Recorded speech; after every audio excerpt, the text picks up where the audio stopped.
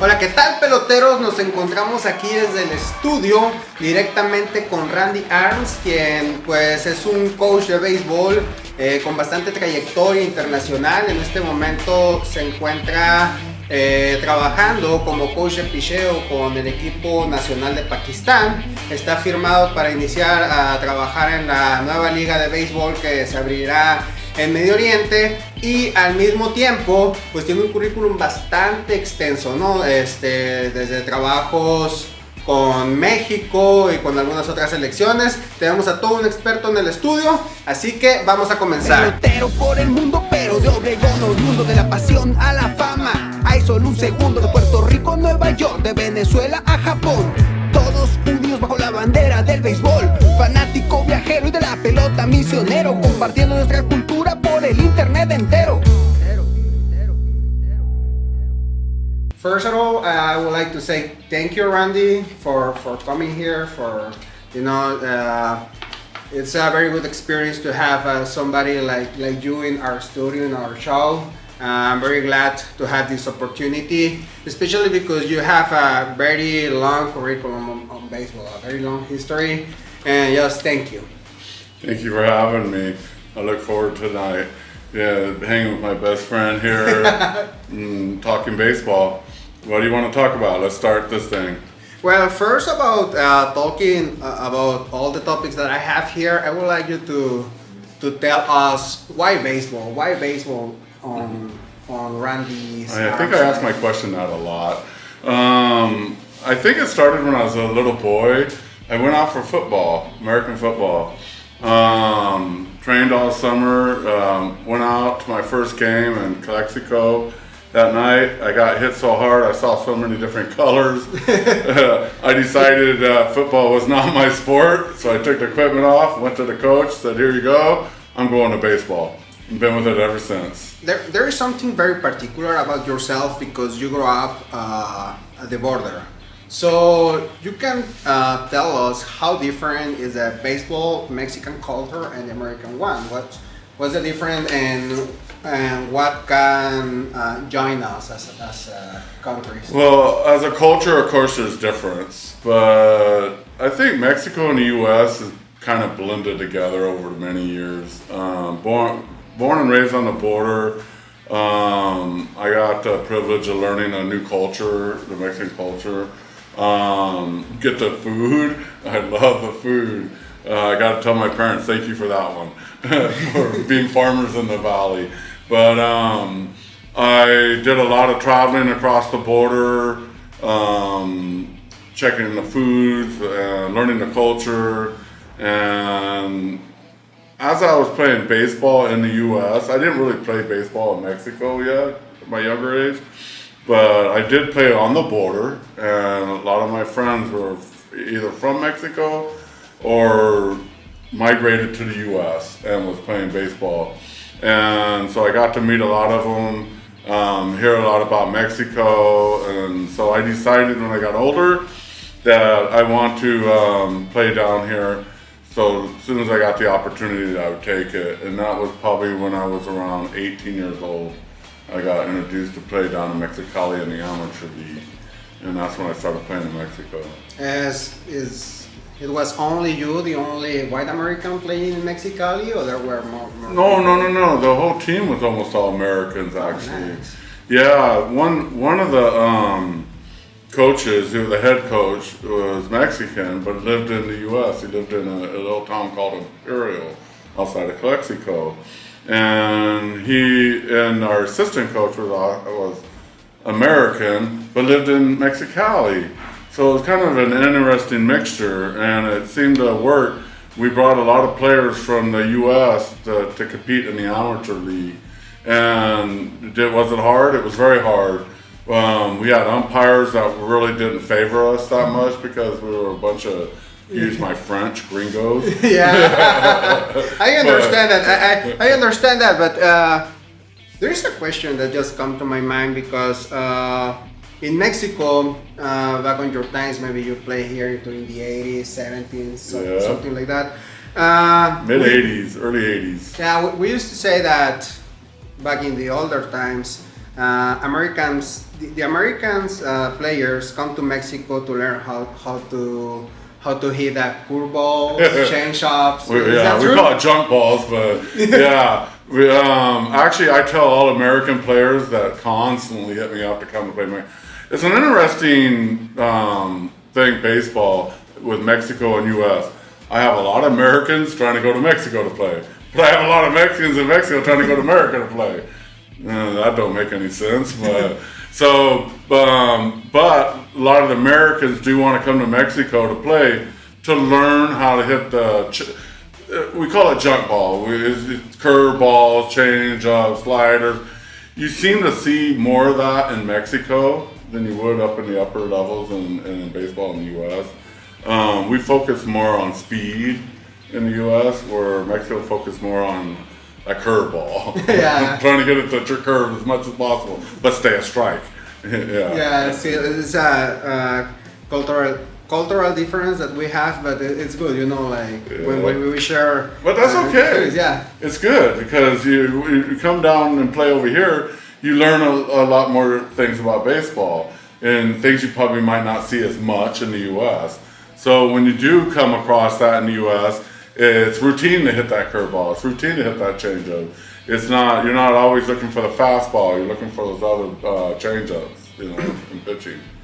Well, can you tell us a little bit about your experience on international baseball? I know, something that comes to my mind when I think about you is that you went to Nettuno in Italy, which is a baseball town, and I know you have been in several countries because of baseball. And what's your experience, or what can you tell us about that part? You brought up Nettuno.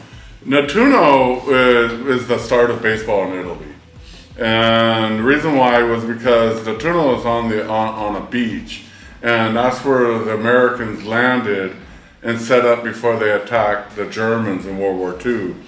Well, they brought the sport baseball with them. So while they were on the beach, they were playing the sport baseball. And the Italians saw it and they were like, what are they doing? So they went down there and asked them. And they said, it's better than just tell you, we'll teach you. And they started teaching the Italians how to play baseball. The Italians loved it. They formed a team and would start playing the Americans. And it got so good that some famous ball players came over there and also to help promote it at the time of the war. And so Nettuno became the home of baseball in Italy. And so with that, they got a big plaque and everything right by the ocean right there. And they're very proud of it being the first baseball in Italy. But I went there with the 15U Mexican boys team. I was invited to be the pitching coach. The first time I ever been to Nettuno, Italy. But I was really excited because I had friends in Italy that I haven't met yet, but I networked with a lot through social media. And one of them was Alex Liddy, his manager. When Alex Liddy showed up in Mexico, it caught me, this Italian, and I did my homework on him, and it was really cool to see that he's the first Italian in pro baseball. And now he's down in Mexico playing for the Tijuana Toros at the time. So I was really intrigued by that, so I started doing my homework on the guy, and I started noticing who his managers were and his coaches and where he played, and it intrigued me. It was Italy, of course. Italy intrigues everybody. Yeah. So it was one of my things ever to see Italy. And then here comes the Mexican 15U boys team, and they're going to Italy. So I thought, hey, maybe I can hitch a ride, and go with this team. And sure enough, the Mexican 15U manager was more than happy to have me on the team. And so I hitched a ride with them. We went to Italy. We played in the Boys World Tournament. And we ended up out of 15 teams, we took fourth. We lost to Korea for third place in a tiebreaker. Where was the tournament? In Italy or? It's what? The tournament, where it took place. It's a World Boys Tournament. It's supposed to happen once every year. But where? All over the world. They travel. Each year is Back different. In that time? That year it was in Italy. In Italy, yeah. okay. The next year, the virus hit. It was supposed to be in Japan, and that got canceled. I wasn't happy about that. Oh yeah, I'm so sorry. Japanese Everybody are wants to go wonderful to players. Japan. Yeah. Everybody that loves baseball wants to watch baseball in Japan. You brought up Japan. The Japanese is out of this world when it comes to baseball. When of course, they won the tournament. They won it by easy, first place. The manager and the coaches took the whole team after winning the championship, 95 degrees, 95 humidity, took them to the field next to the baseball field. They just won the tournament and made them run for 2 hours. Relays for 2 hours in a heat wave. I was like shocked. I asked the manager if I could record it. He said yes, because I didn't think anybody would believe me that this guy would do this to his team after just winning. But that's how disciplined they are. Yeah, still, what's the difference? There is a big difference between the Japanese level and the American level. I believe that Major League and all the development of American players is better than Japanese, but they have discipline. What do they need to reach higher levels, like Dominican Republic or America or Venezuela maybe? Well, the Japanese, they have a work ethic that's out of this world. Yeah, I think they believe in a 12 to 15 hour work days. We're not going to see that over here. We're not going to see that in the US. And I think that's what affects it and makes them better.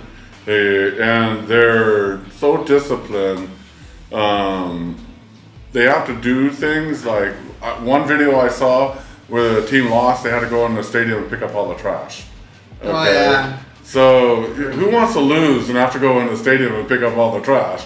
So I'm going to try really hard and convince my team to try to win. So I don't have to go up there and pick up the trash. Yeah. So that they do things like that, and they still keep it borderline being fun and being a chore. I think Japan pushes that borderline. Like the Americans always try to say, hey, make it fun. Make it fun. If it's not fun, why do it? And I agree to that, you know. But we got to make it fun, but we also got to be disciplined. It's still fun, but what you say, very disciplined, because fun in Latin America, especially in the Caribbean Sea, you know, like baseball is really fun, like a party. Yeah. Mexico too, and I like American baseball, and I like the way you guys enjoy it, but sometimes in Latin America we have a party instead of a baseball game. They take it very serious. Very serious. I've seen some pretty violent fights. Yeah. I think if the Cubans ran off the umpires in one tournament, they had to leave the stadium through the stairs. Yeah. I see quite a bit of that, and I see quite a bit in Mexico with some good fights.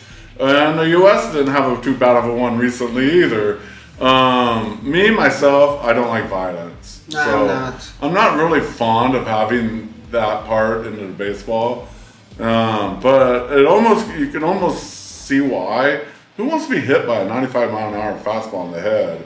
Or have you seen some of the bruises that a fastball leaves on a ball player? Yeah, it's not a tiny little bruise, man. It can be a big one. Yeah. Who wants that? Nobody wants that.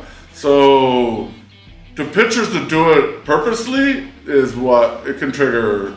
Even me getting mad, I think. But not doing it purposely, we got to forgive that, okay? And we got to know the difference between the purpose and the non-purpose. And the purpose needs to stay out. I think Major League Baseball needs to send a wave through baseball stating any violence like that will have a harsh punishment. But I don't know why Major League Baseball hasn't made the punishment harsh enough. So it don't affect, like it kind of wants it to be there, kind of like hockey. Yeah. Hockey wants that fight to be there. Yeah. Where baseball doesn't outright say it, but kind of promotes it. You know, I mean, they don't shut it down. And if they wanted to shut it down, they could shut it down in a heartbeat and get rid of fighting in baseball. Hopefully one day they do that. But I do understand the aspects. We got to remember it's a sport, but it's also a job, for a lot of people. Yeah, sure. We were talking about several months ago, and I remember that you had a travel for 1 month in the Middle East, specific in Pakistan. You are the pitching coach of Pakistan team. How was your experience in that country? Because I know that Pakistan is popular for cricket, basketball, but not for baseball. That's true. Pakistan intrigued me. It wasn't just Pakistan that intrigued me.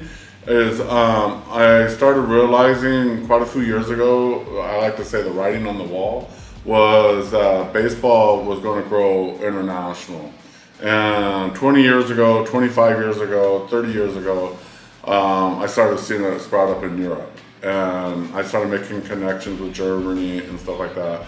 But then I came into a family crisis and I couldn't go to Europe like I wanted to.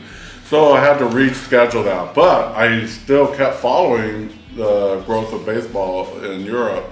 And then I started noticing in the last 5, 6, 7 years that it was starting to expand into the Middle East. And that intrigued me. And everybody says, well, why don't you go to South America? Why don't you go to the Dominican Republic? Why don't you go to Puerto Rico? There's a lot of players down there. I said, yeah, there's a lot of coaches down there. There's a lot of scouts down there. There's a lot of everything. It's saturated. I want to be a pioneer. Okay? How do I pioneer a sport that's been around for almost 150 years? Well, go to an area of the world that hasn't been introduced to yet, per se. So I started focusing over towards the Middle East, and Pakistan caught my radar. There was a gentleman starting baseball up in Pakistan. He's been promoting it. He even made it to the World Baseball Classic, the 2016-17 one. And they didn't do very well, but you got to say, hey, they made it, and that's a big accomplishment in itself. There's a lot of countries that would love to have been in that spot. So I reached out to the gentleman that was running the federation, started baseball in Pakistan, literally from the ground up. And I only got to know him for about a month and he passed away. So that threw a little wrench into my motor. I didn't know what to do. And then all of a sudden I realized I saw his son coming up taking his place. And his son had it in his heart probably more than his dad did, and wanted baseball to grow in Pakistan even more. So, and he loved his dad a lot. So with that, he decided to take on the chores dad started and promoting baseball. And it was like a mushroom. It just started taking off in Pakistan. They have academies all over the place now. They even have one that has 200 kids in it. You know, the total of players in Pakistan, I mean, you say 200 kids right now, but the total in the whole country, you know, how many players there are? You're going to see it. It's growing. They have academies all over the country now. I actually network with a few of the academies, and what's really cool is the group that's been going, the players and the coaches that have been going to the World Baseball Classic in 2017, they're the ones going back and taking the sport and teaching it to younger players.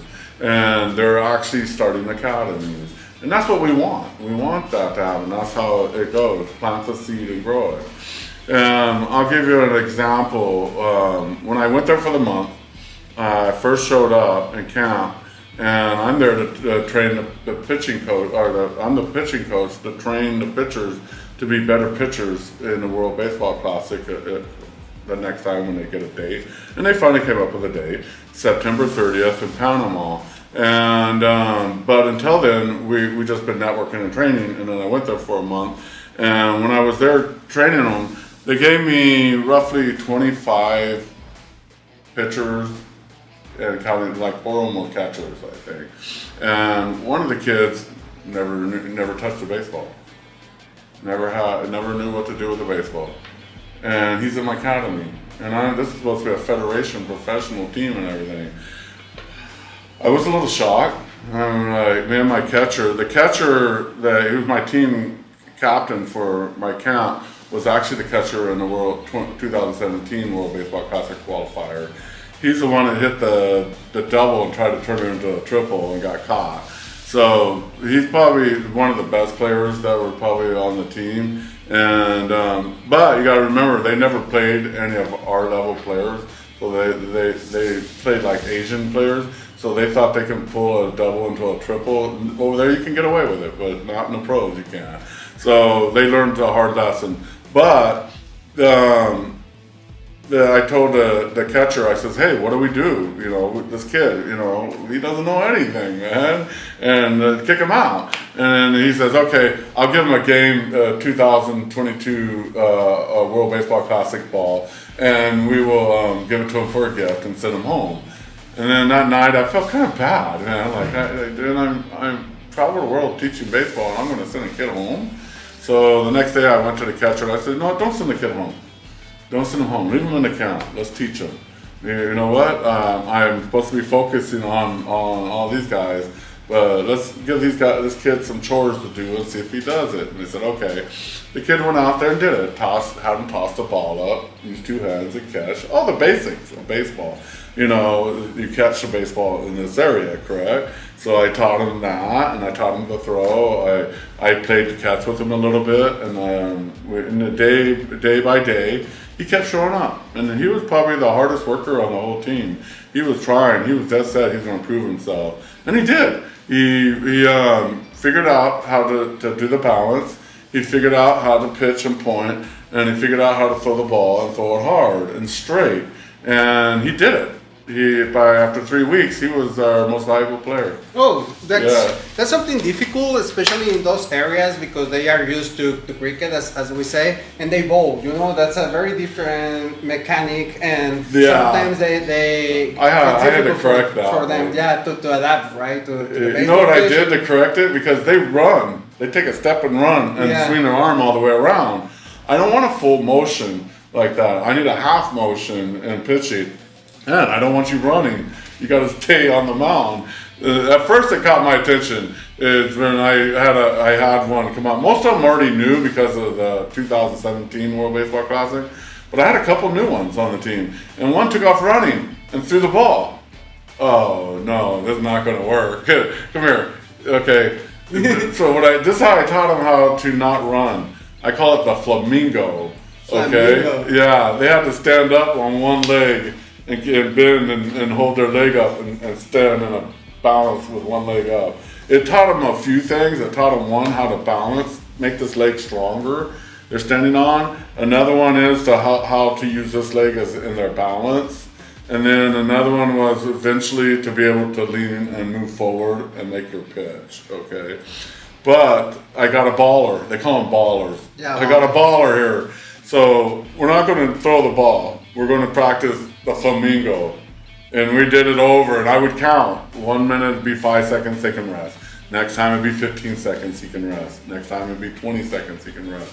10 seconds, he can rest. 5 seconds, he can rest. And because you got to remember, pitching is timing. It's always about timing. So I want to teach them the timing on top of the Flamingo, and to be able to just stand there and hold that balance and then pitch forward, because his brain constantly wants him to run. So I need him to forget about that and learn how to just to pitch and just to step and throw. It worked. They got it. They figured it out really fast. And then we went from doing that. One day, back up a little bit. Pakistan, they didn't have gym. They never worked out in weights. And that kind of intrigued me because we've had other American coaches over there, and they never taught that. Everywhere we do weights. You know, Mexico and baseball, sports, we do weights. U.S., everywhere. So I asked, do you have a weight room? They said, yeah, they had a weight room. So I was like, okay, so every night for 2 hours, you're going to go to the weight room and you're going to work out. So in the mornings, we had a 2-hour conference room. We went over everything from the day before and videos. And then middle of the day, we did 2 hours field work. And then at night, they had to do 2-hour gym work. And each night was different. One would be arm, chest, leg, you know, and they had to build that up. And I was really lucky because one of the guys on the team was a weightlifter.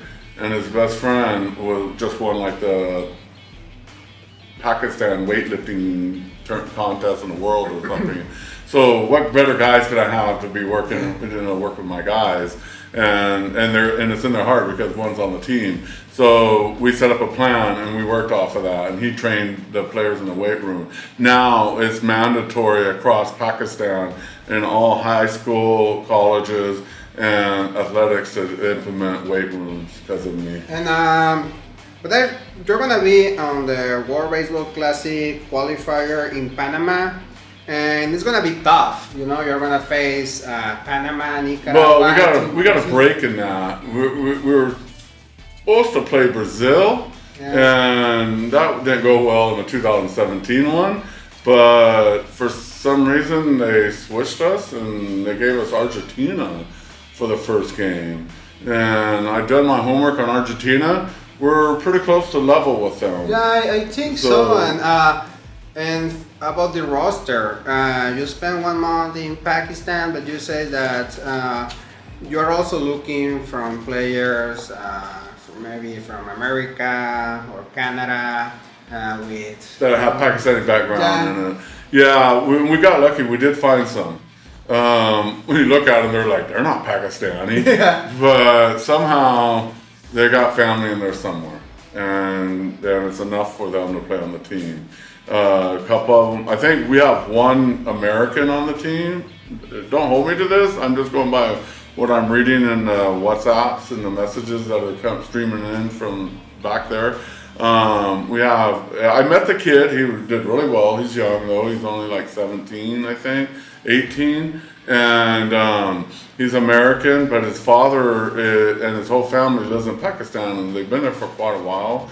I'm not exactly sure if it's ministry work or just teaching baseball, but he's in charge of the youth baseball in the high schools, his father is. So by living in Pakistan, and I think if you're there for over a year, you're considered like a resident or something like that.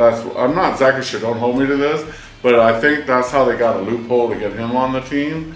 And then we have another one that was in the 2017, and he's Pakistani, but he's born in the U.S. His dad's, I think his dad is from Pakistan, and he plays for a university, and he's a closer, and he's doing really well for him. He's on the team. And then there's some other ones, some new ones I don't know yet that I saw that's coming up. And how is the guys feeling about facing, international teams in a country, in a baseball country? What's the feeling in the team about that experience that is coming? With Pakistan? Yeah, Pakistan. At first, I was kind of spooked when I first went in there, of course, but it turned out to be great. I had a blast. And training those guys, they all want to learn. They want to learn, and they want to learn the right way. And with that, they brought up questions in our conference rooms in the morning. And that's what I wanted. I wanted them to question, and hey, what about this? A lot of them questioned me about umpire calls. I guess they're starting to feel what we feel about umpire calls. Yeah. It's not going so well sometimes. But I think what I recommended for the federation was that they send the coaches and the umpires to Europe or to the U.S. and have them trained. And the more training they can get down, the more they'll bring that back and play the game correctly. And we'll go from there. Now that we're talking about the World Baseball Classic, I would like to take a short look about what the U.S. is showing to the world about the roster that is coming next year. They already show Bryce Harper, Mike Trout, Arenado. Well, the only message I see here is they want to win. That's it. The message I see is they're going to make sure they win. Okay, they've been falling back in the ranks, and I think and it's always been an honor to play in the World Baseball Classic, no matter who you are, and even if you're professional, it's to me it's the real World Series. Actually, being honest with you, and all these pro players know that. They know it's the real World Series, so they all want to play in it. Okay, and That's great. I'm happy for that. But also the part I'm not happy about is we have a lot of young kids in here that isn't at their level. And so that makes it flips that level like a boat ready to sink on one end. You don't have a chance. Like Pakistan. I'm happy to see they got Argentina first. If they could beat them, it would be a shockwave through the world of baseball. It's about Pakistan. Shows that they are committed and ready for it. Even if they lose, they're still committed.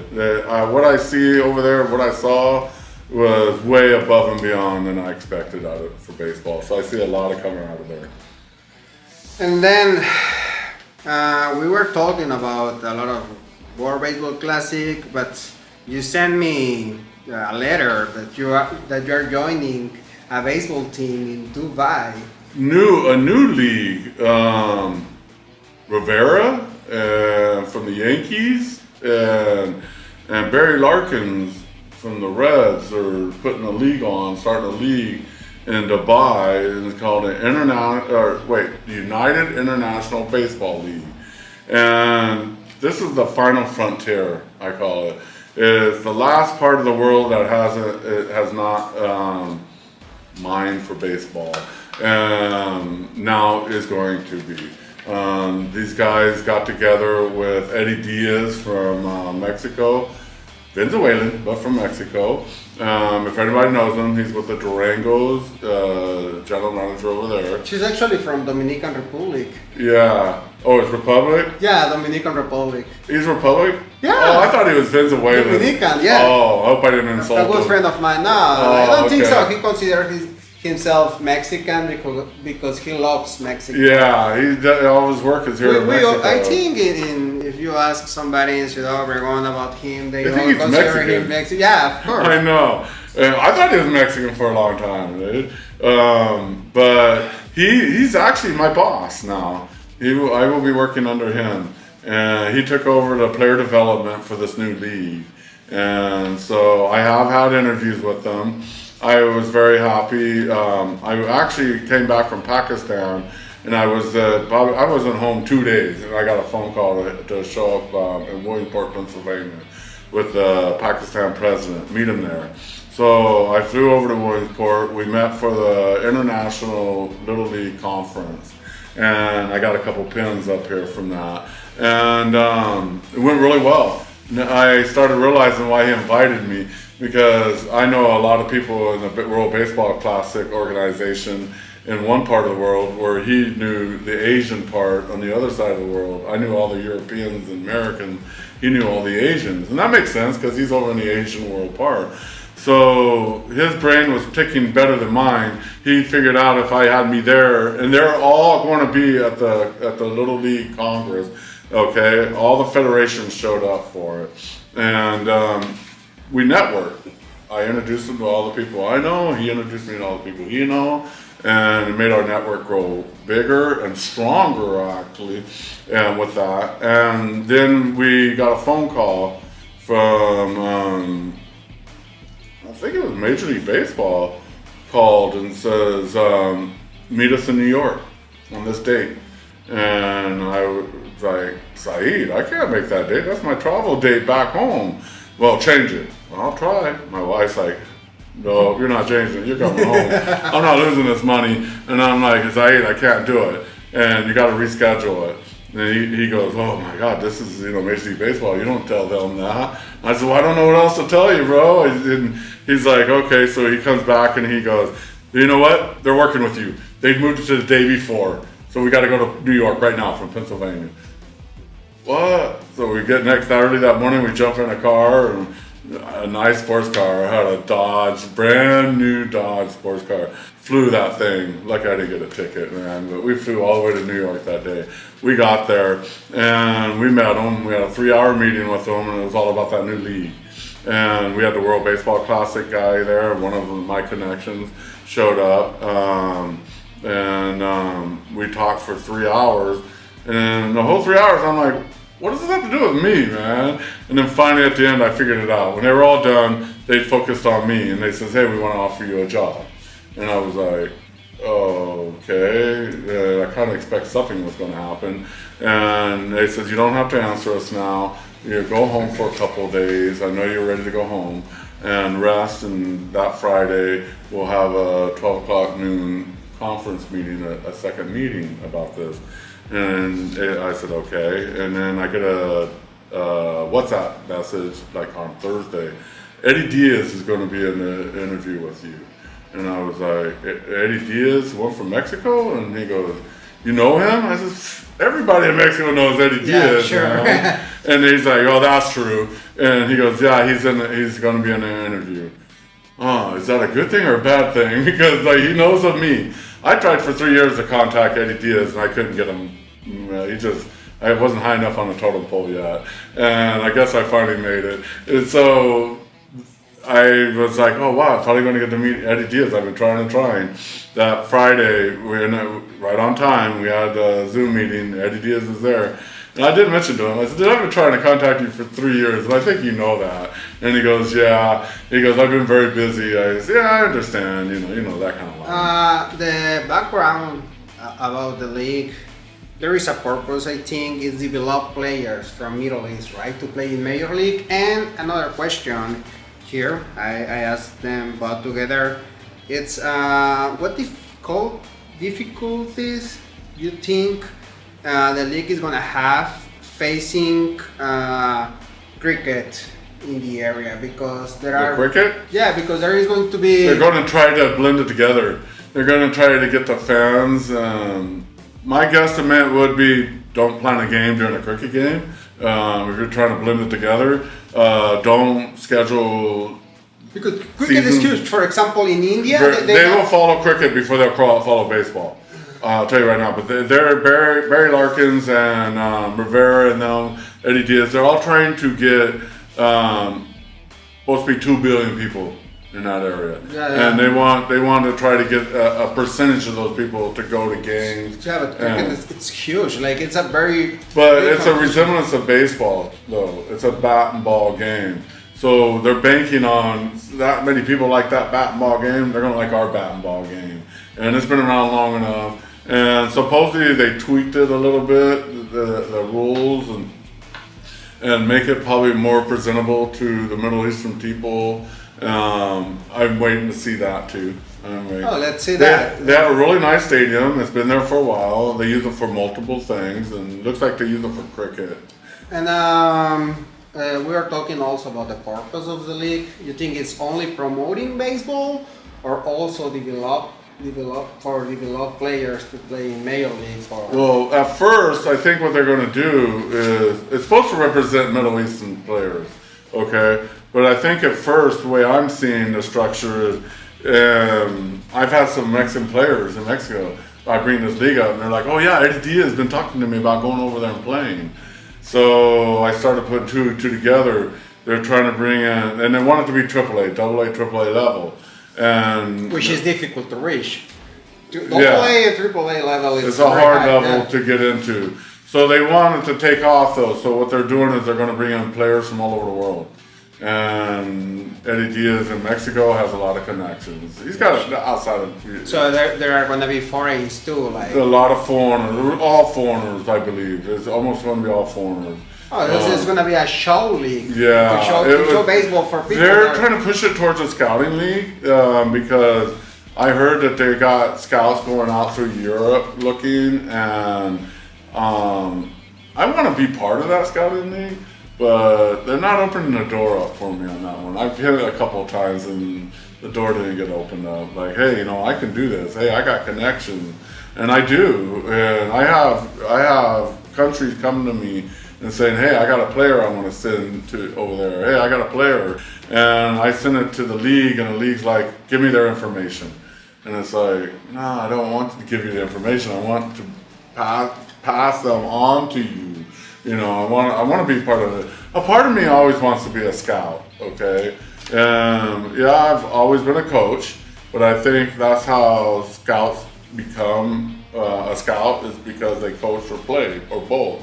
And I'm getting older, and by the way, this new league called me on my birthday, and told me I had the job. Yeah, after 3 interviews on my birthday, they called me to tell me I had the job. That was one of the best 60th birthdays I had. The only one. I remember that you sent me the message, and I was like, wow. I was very happy. Yeah. I was planning to stay home and just relax that day, and ended up going on social media and exploding and just telling everybody. There's more to tell, but I'm not allowed to tell yet. So, yeah, they want to put it out before me, okay? And they sent all the coaches emails saying, hey, be careful what you say. Let us put it out first, and you can follow behind us. So I have to wait when I see the messages and I can post. I kind of jumped a gun on that one. We have been talking a lot about international baseball and what is going on worldwide. But what's your perspective about baseball as an American? I mean, it's an American sport, but it's at the same time an international sport. What do you think about that? Yeah, realistically, it's not even an American sport. It came from Europe. Okay, this sport came way before Americans were here. It's a sport that the Americans took on and adopted. But it represents the culture. The American culture is represented. The American culture is what got into it because baseball started at the same time as our country was growing. So the two blended together, and it became an American sport because it just grew with Americans. And we critiqued it to fit to what makes Americans happy and want to go to watch it. Bottom line, I think, as Americans, anybody in the world, they want to see home runs. And they want to see that ball hit over that little ball sent way over that fence. It intrigues people. So the new league I'm working for, that's their new logo, is the home run hitter. Okay, and they have a white and black, or black and white, or gold and black right now. Have you seen that one yet? The logo? The new logo? Yeah. I don't think so. No, you don't think so? No. I think it was posted in the chat room with Matt. Yeah, Matt posted it. Say hello to Matt. Hey, Matt. Hey, Matt. Hey, miss you, bro. Call me. He always does. Yeah, that's what I think. Yeah, Matt's a good guy. I like him. I like him too. He's very in depth in baseball, world baseball. And when I first met him, it was like, this is the guy I want to know. He's like me. He's really into that international baseball. And he was just started. I think he was around a little bit before me, but it looks like it was time to did the World Baseball Classic 2023 group on Facebook. Man, when I first signed on there was probably 600 in that group. Now there's 40,000. Something like that, yeah. Plus. I think half of them are mine. I think I said half the people there. We're just at the end of the show, and I would like you to say some words for Toros de Tijuana fans, because the whole time we haven't even talked about it. I know you are a big Angels fan in Major League. The Angels, yeah. Which team do you like better, Toros or Anaheim? That's a tough one, bro. I never had to analyze that one. I really don't want to pick one or the other. I like them both. Okay, just say some words for Tijuana fans. Yeah. Tijuana is AAA for one. Okay, in Mexico it's professional, but in Major League Baseball it's AAA. So there's no judgment to it. What I would like to see, the Toros play a major league team. That would be really cool. I think they have in the past. I could be wrong, but spring training maybe. I think they might have played the Padres. Don't hold me to that. No, I think they play a game in the stadium. In the stadium. Yeah, with another Mexican team. Okay. Diablos, I think they. But I would like to see that. I would like to see the Toros. They put a lot of money out on those players, because those players are not just amateur players. Yeah. They come out and one's got 28 or 38, 39 home runs now and everything. So the Toros, I like them because, what started it is because I played on that field when I was 18 years old. And I was a pitcher out of the amateur league in Mexicali and back to the Gringos. The first year, the umpires wasn't nice to us. and we lost. And we were confused why. Why did we lose, you know? And the Mexican coach says that's simple. It's because you're a gringo, man. He's like, what? Yeah. I'm sorry for that. I apologize. I apologize for my people here. I want to apologize. You know, I don't like that they're kind laughing of things. too, bro. Yeah. It's all good. Yeah, but I don't like that kind of thing. But it's true though. They were harder on us, and so how do we overcome that? You know, there's one, you can get mad and not play, or two, you go out there and you run faster than everybody else. You make sure you hit that base a second earlier than the ball, or 2 seconds or 3 seconds before the ball gets there, so it's obvious, you know, real obvious. Learn to hit everything. Learn to hit high pitches, low pitches, outside pitches. Don't leave it up to the umpire. If you leave it to him, he's going to call it a strike. Yeah. So you learn to hit everything. So we've learned to hit everything. And we hit everything. We didn't leave it up to the umpire. We ran faster than before. We practiced on running fast. It worked. We went to the championship that next year. And we actually won that in that stadium. That stadium is 3 years old when we played that tournament in there. And it was the first time I ever saw the stadium. And then I was like, wow, this is cool. Brand new professional stadium in Tijuana and all that. And then we left. And after that tournament, and I never went back for probably 40 years plus.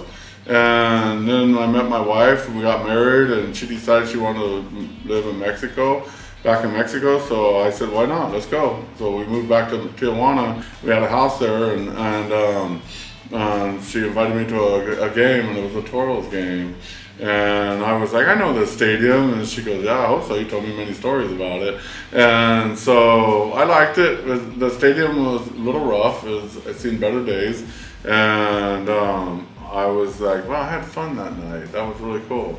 And finish this off, the guy that serves the beer had a 5-gallon bucket. And he walked around with his beer and his ice. And he came down, and I like aisle seats. I like to be able to get up. I don't like to trip over people's feet. So we got aisle seats, 2 of them. And the vendor comes along with his bucket, and the guy across from me decides he wants a beer. And the vendor comes and sits on my shoulder, and sitting there opening his beer up, serving the guy across from me. And I'm looking like, what do I do, man? I'm the gringo in town, man. I'm the foreigner. I don't want to start no problems here, you know. So what do I do to my wife? My wife's like, I don't know what to do, man. Just push him. And I'm like, well, he might get mad at me. And so I'm just like hoping to hurry up and do his business. And he does, and he does his business, and he leaves. So the next season, it was towards the end of the season when my wife took me. And she goes, hey, you had fun. You want to go back? You want to get season tickets to the Toros game? And I said, yeah, that'd be great, man. Let's do that. But buy 4 seats. And she's like, well, there's only 2 of us. I said, yeah, so the one on the end, the vendor can have. That's a good one, man. They wrote it up in the newspaper, bro. They wrote it in the San Diego Reader. It's a good story. It has to be a real, you know, like. So that's why the story behind 4 seats. Yeah. Well, I want to thank you again for this time here. It was no fantastic. problem. Thank you for having me. In Peloteros por el Mundo, like I really enjoy this time with you, and I'm just gonna say goodbye to Yeah, we'll talk for hours, bro. Yeah. We can go on for hours. Muy bien, peloteros, este fue el video del día de hoy, esperemos les haya gustado. Si les gustó, no olviden comentar, compartir y suscribirse a nuestro canal. ¡Hasta la próxima!